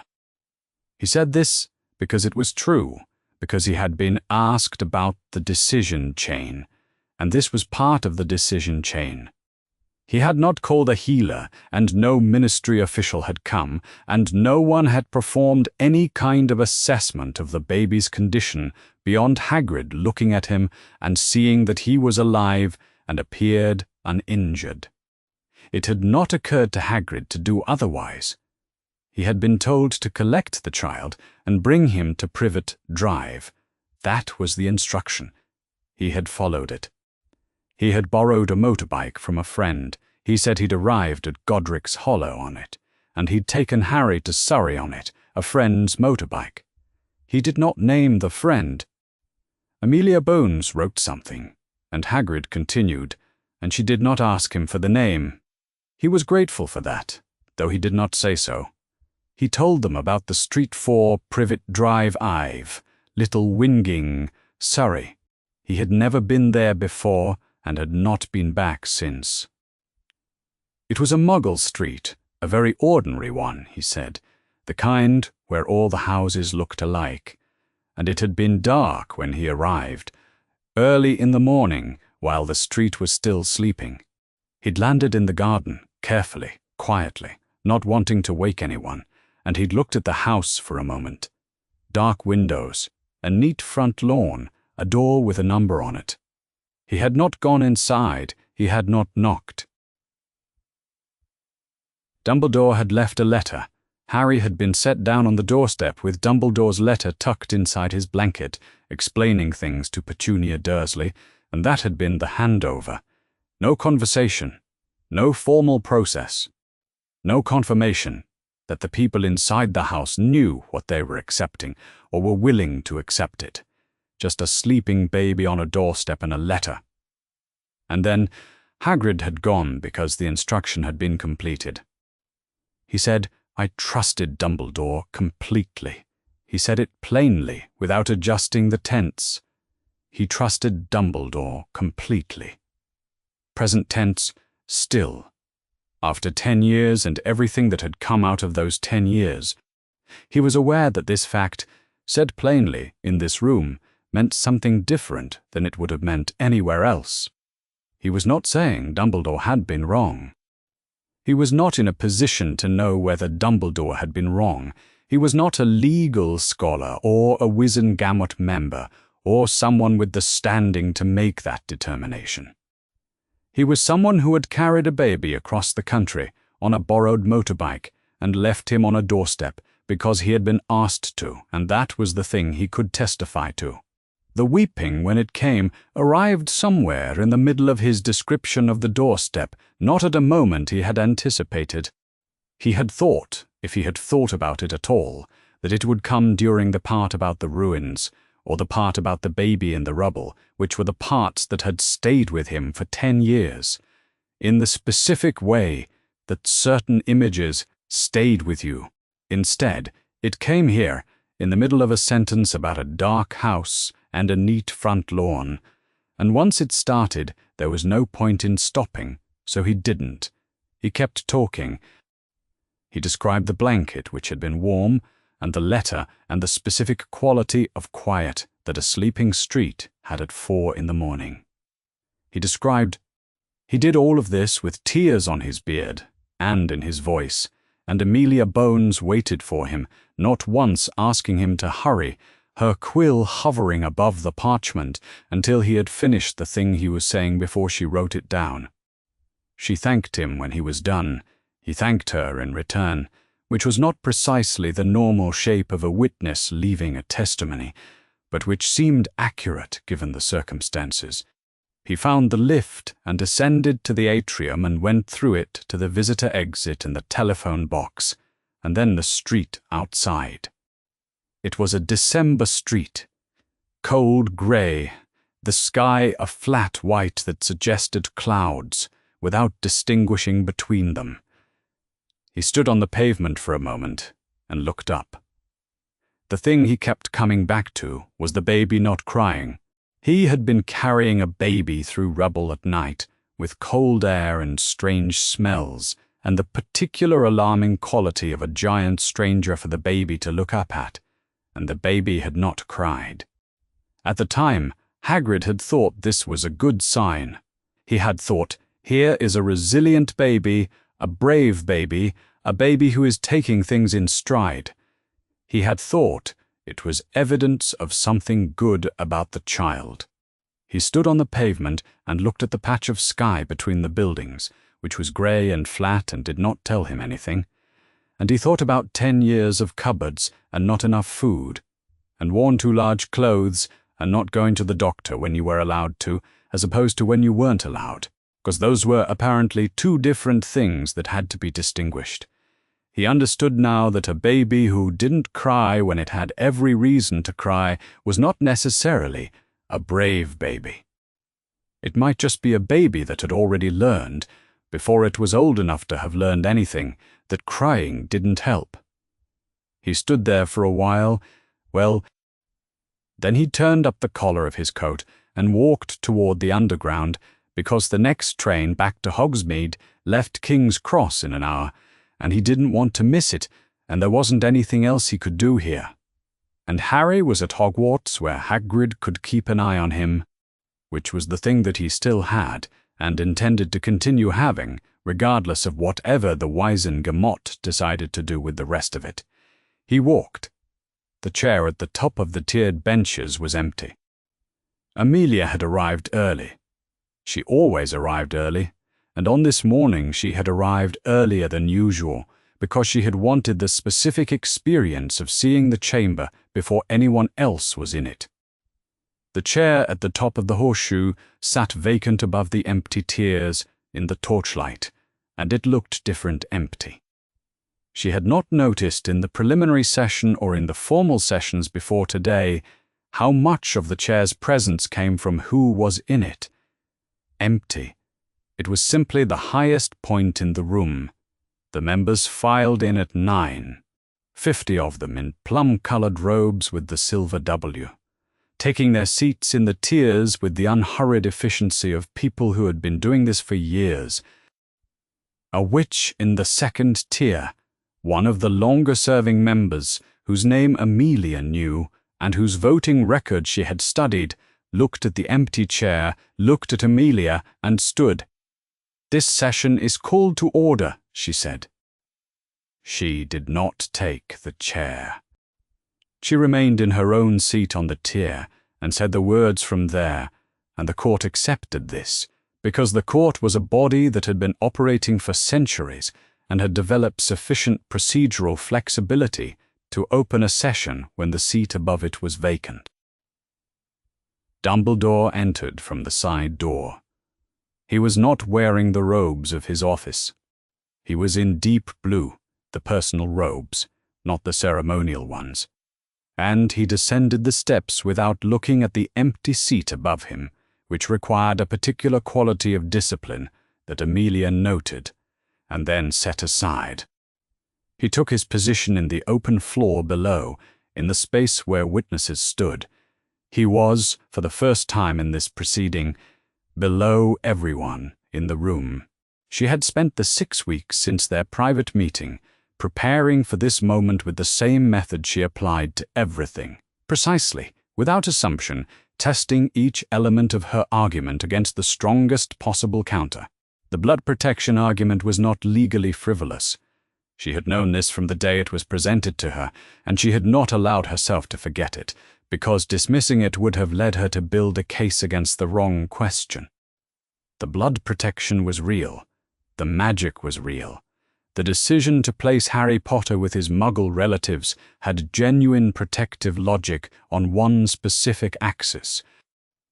She had identified 6 weeks ago in a small ministry meeting room exactly where that axis ended.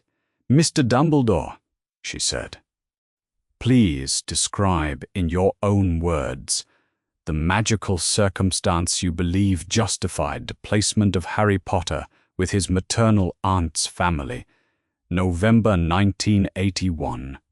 He was eloquent and unhurried, and Amelia listened to every word, and the chamber listened with her. He described Lily Potter's death in terms she had not heard before. not the legal terminology of the killing curse, but the specific magical reality of what a mother's sacrificial love produced when it was the last act of a life. He described the ancient protective enchantment, older than most of what the ministry's own classification system had categories for, and the single condition it required, that Harry be able to call Petunia Dursley's home his own, in order for the blood in Petunia's veins, the same blood as Lily's. He described what remained of Voldemort after the rebounding of the curse. Not destroyed, he said clearly, and Amelia registered the 50 people above her registering this. Diminished, but not gone, and the protection a genuine shield against a genuine residual threat. He spoke for 11 minutes. When he stopped, the chamber was quiet in the way it got quiet when it had heard something that required processing. Amelia waited 2 beats. "I want to be certain I have understood the argument correctly," she said. "The blood protection operates as a shield against Voldemort's ability to reach Harry Potter directly. It requires Harry to be able to call his blood relative's home his own, and as long as that condition is met, Voldemort cannot harm him through direct magical means." "In essence," Dumbledore said. "It is a protection against Voldemort," Amelia said. "Yes, against Voldemort's reach, against Voldemort's agents, against magical harm, that Voldemort or those acting under his direction might otherwise direct at the child. That is the substance of it." She looked at him. "In the 10 years this protection was, in effect," she said, "between November 1981 and November 1991, what prevented a healer from travelling to 4 Privet Drive Ive, Little Whinging, Surrey, to examine the scar on Harry Potter's forehead?" Dumbledore said nothing. "The blood protection runs against Voldemort," she continued. "It does not prevent a healer from knocking on a Muggle door. It does not prevent a medical examination. It does not prevent a file being opened at St. Mungo's admissions department so that the Wizarding World's foremost medical institution has a record of its most famous young patient. Voldemort did not prevent those things. What did the chamber above them was very still. Dumbledore looked at her, and she saw it, the same thing she had seen in the private meeting room 6 weeks ago, in the pause before his second argument, not a man searching for a counter. A man who had reached the edge of the ground he had prepared and was standing on it, looking at the question that lay past it. "I wanted him to have something like an ordinary childhood," he said. The Wizarding World's relationship with Harry Potter, at this point in his life, was not healthy. The press, the attention, the weight of being what people believed he was before he could walk or speak or understand any part of it. I believed that if he grew up without that weight, without that visibility, he would have a better chance at the kind of childhood that would allow him to become a person capable of bearing what would eventually be required of him. The chamber did not move, and I believed, he continued, and his voice did not change in register, only in pace, slightly slower, that the Dursleys, with Petunia's knowledge of the magical world, would, in their way, provide for him. Amelia reached into her folder. She took out the copy she had made of the Hogwarts enrollment letter. She had made the copy the morning after Chapter 1, the morning after she had first read the address and set her quill down and not moved for several minutes. She had kept it in the folder through every stage of this proceeding. She placed it on the flat surface of the lectern facing Dumbledore, and she turned it so that the address was facing him. She said nothing. She did not read it aloud. He could read it himself, the cupboard under the stairs. He looked at it for a long time. Then he looked at Amelia and past her at the 50 members in their plum-colored robes who were also looking at the letter and at him, and he said, in the same unhurried voice he had brought to everything this morning, something that was quieter than the blood protection argument, and considerably more difficult. "I made choices," he said, about Harry's welfare that I believed were necessary. The intention behind them was his protection and, I hoped, his peace. The intention was genuine. I understand now that they may have caused him harm I did not intend. The letter address should not exist. No child's formal correspondence should be directed to a cupboard. I knew that address, and I made choices that allowed the circumstances producing it to continue. He was quiet for a moment. That is what I have to say. The chamber was very quiet. Amelia had heard confessions before. She had heard admissions, recantations, partial concessions, framed as victories by people who believed the framing would obscure the substance. She had heard Albus Dumbledore speak in a dozen contexts over the course of her career, and had always been aware of the precision with which he chose his words. What she had not heard before this morning was Albus Dumbledore stand before the full Wizengamot and say, "I caused harm I did not intend," without qualification, without the next clause that redirected responsibility. It was not a large statement. She had the sense. It was one of the harder ones he had ever made. She said, "Thank you." She turned to the court. "That is the case," the vote proceeded.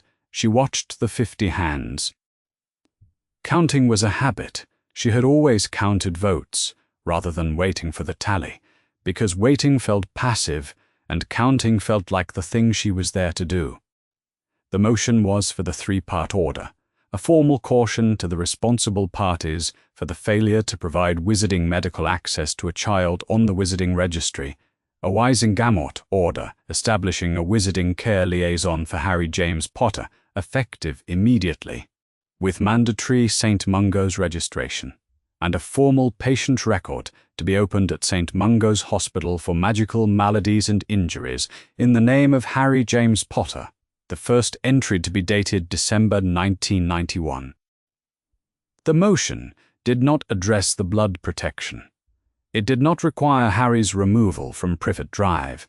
It did not seek censure of any individual or the dissolution of any arrangement. It was precisely what she had said she was seeking in this chamber weeks ago. Not punishment, but a file. The smallest act of recognition available to the court. The hands went up. Not all of them. She counted the hands that rose and the hands that did not, and she wrote the numbers on the top margin of the final document in the folder. 38 to 12, which was decisive, which was what she had built the case to be. She uncapped her quill. She wrote the date at the top of the document, December 1991. The file would be opened by the end of the week. The liaison would be appointed by the end of the month. These things would happen because the Wizengamot had voted for them to happen, and the Wizengamot's votes were recorded and binding and subject to enforcement by the office she ran. She capped the quill. Above her, the empty chair at the top of the tiered benches caught the torchlight from the walls and held it as it had been holding it since the beginning of this proceeding. The same light, the same stone, the same horseshoe of benches that had been here for centuries. What had changed was, what was in the record as of this morning, was Harry Potter's name. That was what she had come here to do. The letter arrived at dinner, which Harry had not expected. He had known a letter would come eventually. Professor McGonagall had told him the Wizengamot would communicate the outcome in writing. But he had not thought about when exactly, and he had certainly not thought about it arriving on a Wednesday evening in the middle of a perfectly ordinary plate of shepherd's pie.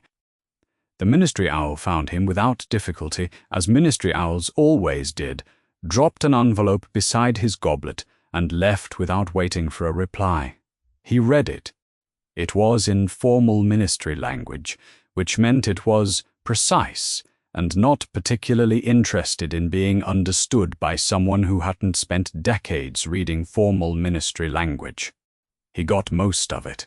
the formal caution issued to relevant parties, the order requiring the establishment of a wizarding care liaison, the specific instruction to St. Mungo's Hospital for Magical Maladies and Injuries to open a patient record in the name of Harry James Potter. He read it twice. He understood the words. He was not certain he understood what they meant in aggregate, or what he was supposed to feel about them, or whether there was a correct way to feel about them that he was perhaps not feeling. "What is it?" Hermione asked. She had already read it. She had been reading over his shoulder since approximately the end of the first paragraph, which he had not objected to because he had been too busy reading it himself. "Ministry letter," Harry said. "About the Wizengamot thing, I know, I read it." She was already formulating the explanation. He could tell from the way her expression organized itself into pedagogical order. "It's 3 things. A formal caution, that's a legal record that a failure occurred, not a criminal penalty. A care liaison, that means a wizard or witch will be assigned to ensure Harry has access to wizarding healthcare and support going forward. And," she stopped, because this part she said more carefully, "and it means St. Mungo's has to open a file for you, an actual patient record, which they've never had." "Right," Harry said. "What does that mean, though?" "Practically. It means if something is wrong with Harry," Hermione said, "there is now a place in the wizarding world where that fact gets recorded, where it exists. A healer will know his name, his history, what's been looked at and what hasn't." She looked at Harry. Before this week, there was no such place. Harry thought about this. He was trying to locate a feeling proportionate to the news, and finding that the news was sitting at an odd angle to whatever feelings he had access to. It was good. He was fairly certain. It was something that should have existed for a long time, and now did he understood this. He also understood it in the way you understood things that were too old and too large to have a clear emotional shape, the way you understood that you had been cold for a long time only after you had been warm for a while. The file had not existed for 11 years. Now it would. He could not quite feel the distance between those 2 states. He looked down the table. Neville was 2 seats away, eating with the focused efficiency he brought to meals, and he looked up when Harry caught his eye, because he always looked up when someone caught his eye. It was a reflex. The attentiveness of someone who had learned to take note of other people directing attention toward him. "Neville," Harry said, "can I ask you something?"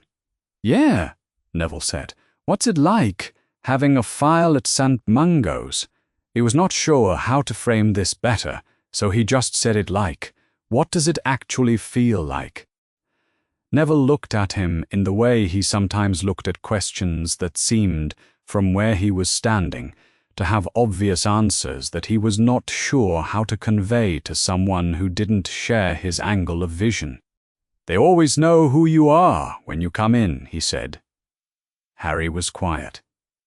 "The woman at the reception desk," Neville continued, "she sees me and she checks the file, and she knows my name, my age, why I'm there, who I'm with. She doesn't ask every time. She just knows, because it's all in the file." He paused. "I've been going there since I was small. They know me." Harry nodded. He was still quiet. Not about the hospital in the abstract, not about healers in the abstract, not about the legal order or the formal caution or any of the official language in the ministry letter that was still sitting beside his goblet. He was thinking about the specific thing Neville had described, the reception desk, the file being checked, the not having to explain yourself from the beginning every time, being known, being a person in the record. He had been in the wizarding world since September. He had been famous in the wizarding world. He was slowly coming to understand, since before he could walk. There were statues of him somewhere. There were books about him.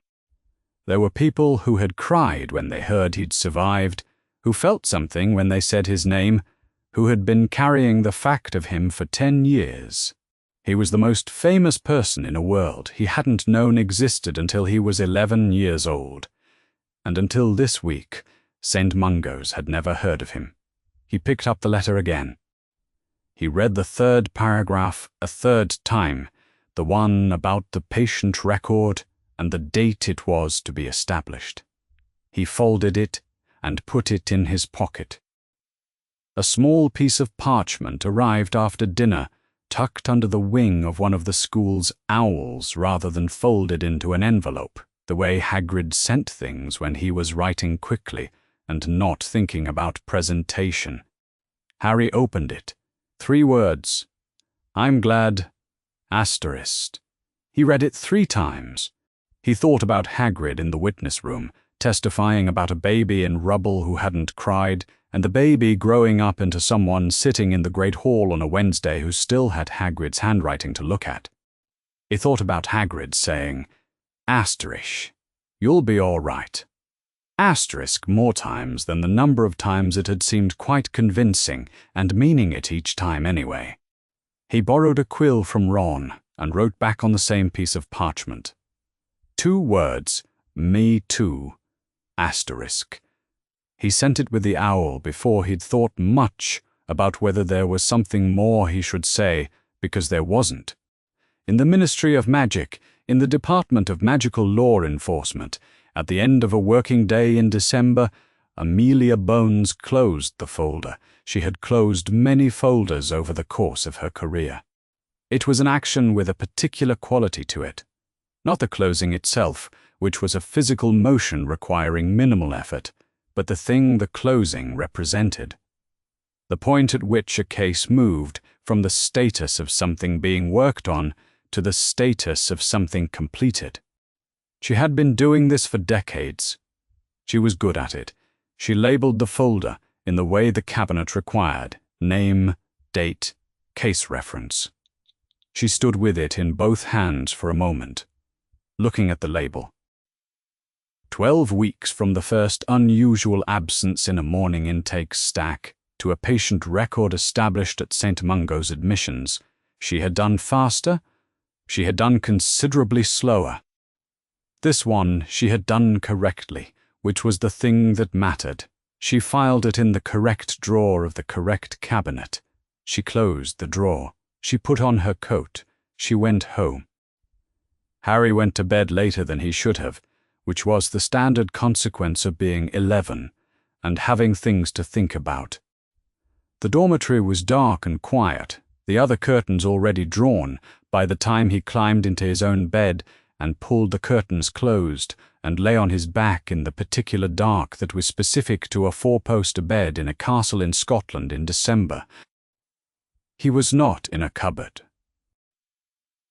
He hadn't been in a cupboard since the summer, and even the summer was months ago now, and the specific quality of dark in a proper bed was different from the specific quality of dark in a cupboard, in a way that he had stopped actively noticing sometime in October, but which he noticed now. Somewhere in London there was a file. He was trying to understand what that meant, and finding that understanding it was slower work than he'd expected.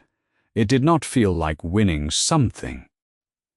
It felt more like finding out that you'd been missing something you hadn't known you were missing, and that the something now existed, and that the having of it was going to have to be learned because you'd never had it before. He thought about Neville at the reception desk. They always know who you are when you come in. He fell asleep before he'd worked out exactly what that meant for him, or what to do with it, or whether he would feel different at St. Mungo's when he finally went.